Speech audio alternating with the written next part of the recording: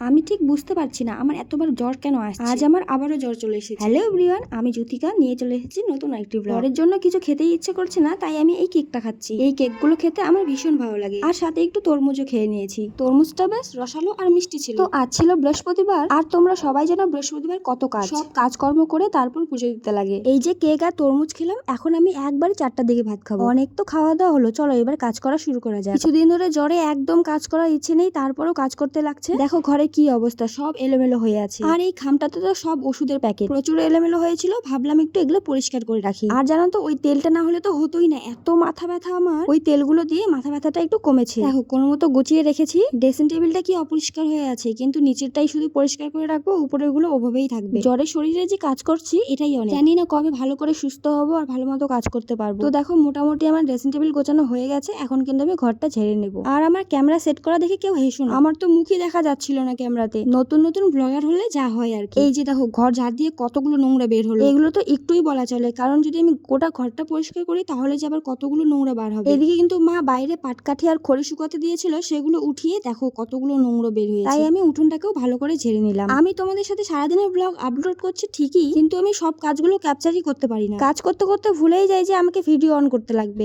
যেমন দেখো এখানেই কতগুলো মা খড়ি শুকোতে দিয়েছিল, সেগুলো তো আমি তোমাদের সাথে দেখাতেই পারতাম না, কিন্তু আমার খড়ি ঢুকানো হয়ে গেছে। তারপর মনে পড়ল ও ভিডিওটা অন করতে লাগবে, তাহলে আমি কি করে ব্লগার হব তোমরাই বলো তো। যাই হোক ওসব কথা বাদ দাও। এদিকটা দেখো আমাদের মায়েরানির কি কাণ্ড। আমি যে উঠোনটা ঝাড় দিচ্ছিলাম সেখানটা অনেকগুলো বালি মাটি ছিল, আর সেগুলো খাওয়ার জন্য দেখো মায়া এদিকে একদম শুয়ে পড়েছে মাটি খাওয়ার জন্য। ওর যে ছোট থেকে এত মাটি পছন্দ, ওকে দেখো কতটা টেনে টুনে উঠাতে লাগছে, ও ছাড়ছেই না খাওয়া। ওকে যদি ছেড়ে দেওয়া হয় ও শুধু মাটিই খেয়ে ঘুরে, আর সাথে ঘরে উঠে হাগুমুতু করবে। যখনই আমাদের ঘরে উঠবে তখনই ওর হাগুমুতু মনে হয় ওখানেই পায়। আমাদের ঘরগুলো ওর বাথরুম হয়ে গেছে। যাই হোক আমার কিন্তু উঠোনটা ঝাড়া হয়ে গেছে, এখন কিন্তু আমি বাসন মাজতে চলে এসেছি। দেখেছো 4টা লোকের কতগুলো বাসন বের হয়, এইভাবে 3 টাইম এতগুলো করে বাসন বের হয়। বাসন মাজতে মাজতে তো হাতের অবস্থা একদম নাজেহাল। যাই হোক বাসনগুলো মেজে কিন্তু আমাকে আবার ঘর লেপতে লাগবে। আর তোমাদেরকে তো তখনই বললাম আমি ভিডিও করতে ভুলে যাই, যেমন এখানটাতেও ভুলে গেছিলাম। বাসন মাজার পর যে আমি ঘরটা লেপেছিলাম সেটাই ভিডিও করতে ভুলে গেছি। আর এদিকে তোমরা বলবে আমি হয়তো কাজ করি না। ঘর লেপে কিন্তু সোজা স্নান করে ঠাকুর পুজো দিতে চলে এসেছি। আর আমাদের এই নীলকণ্ঠ গাছটাতে না শুরুতে অনেক ফুল ফুটেছিল, কিন্তু এখন যতই গাছটা বড় হচ্ছে ততই আবার ফুল কমে যাচ্ছে। যখন বেশি ডালপালা ছিল না তখন 8-10টা করে ফুল প্রতিদিন পেতাম, আর এখন দেখো গাছটা কত সুন্দর হয়েছে, কিন্তু 1-2টো করে ফুল হয়। কিন্তু আমাদের এই সাদা ফুলের গাছটা দেখেছো, এই গাছটা কতবার যে মরেছে আর কতবার যে বেঁচে উঠেছে। অনেকবার মরা বাঁচার পর এখন দেখো কত সুন্দর হয়েছে। এখন যেই আমাদের বাড়িতে আসে সেই আগে এই গাছটার কথাই জিজ্ঞেস করে, আর বলে এত সুন্দর, আমাদেরকেও এরকম একটা গাছ লাগাতে লাগবে। আর আমরা কিন্তু বাইরের কোনো ফুল তুলে আনি না, আমাদের বাড়ির এই ছোট্ট ছোট্ট ফুলগুলো দিয়েই পুজো দিই, কারণ আমাদের এদিকটায় ফুলের অনেক অভাব। তুমি যদি ভোর 4টার দিকে বের হও তাহলেই কিন্তু ফুল পাবে, 4:30 বাজলেই সব ফুল শেষ হয়ে যায়। আর ভোর 4টার দিকে কি ফুল তুলতে যাওয়া সম্ভব তোমরাই বলো তো। তাই আমরা বাইরের ফুলের আশা না করে বাড়ির ফুলগুলো দিয়েই পুজো দিই। যেহেতু আমাদের বাড়ির গাছেই এত সুন্দর ফুল ফুটছে, তাহলে এই ফুলগুলো দিয়েই পুজো দিতে ক্ষতি কি, তাই আমার কিন্তু কথা বলতে বলতে বাইরের ঠাকুরগুলো পুজো দেওয়া হয়ে গেছে। এখন কিন্তু আমি ঘরের গুলোকে পুজো দেবো। ঘরের গুলোকে বললে ভুল হবে, কারণ ঘরে আমাদের একটাই ঠাকুর আছে, সেটা হচ্ছে মা লক্ষ্মী। কয়েক বছর আমি মা সরস্বতীরও পুজো দিয়েছি, কিন্তু এখন আর দিচ্ছি না। আর এই বৃহস্পতিবার দিনটা পুজো দিতে না অনেকটা টাইম লাগে, কারণ ঘর উঠিয়ে ঘরটাকে আবার নতুন করে সাজিয়ে দিতে লাগে, তাই কিন্তু পুজো দিতে ভীষণ সময় লাগে। আচ্ছা পুজো দিতে দিতে তোমাদের সাথে কিছু কথা শেয়ার করি। আমার না আগের ব্লগ গুলোতে অনেকগুলো করে ভিউজ হতো, প্রায় 100-200টা করে, কিন্তু তখন আমি ভাবতাম